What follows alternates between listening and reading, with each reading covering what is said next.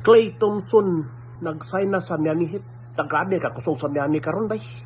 2 years contract, 13 million US dollar. So si Klay Thompson 4 times NBA championship ni. So upat na karing ani bay.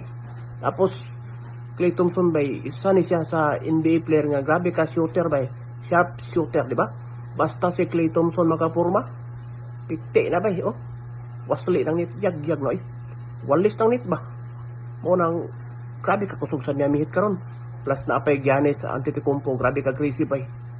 Mo ni gitawag og the Greek Freak o lipay na kay Giannis karon bay kay ni-sign niya si Klay Thompson sa Miami, no. So grabe ka solid lineup ang Miami Heat karon. Giannis Antetokounmpo, Bam Adebayo, Andrew Wiggins, plus Bobby Portis Jr. Pinka din nila si Davion Mitchell. Wala na.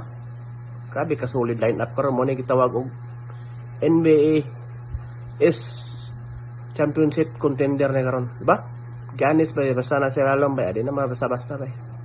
So mo ni itong hulatan karon kay basta si Klay Thompson makalugar, basta malibre labi na og sa kilid pang basement area, Klay Thompson trace pugsit yagyag oy, di ba?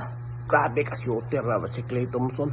Basta Klay Thompson gani champion ni sa 3-point shot contest, basta malibre yagyag na permi bay. Walis tang neta na mo ni abangan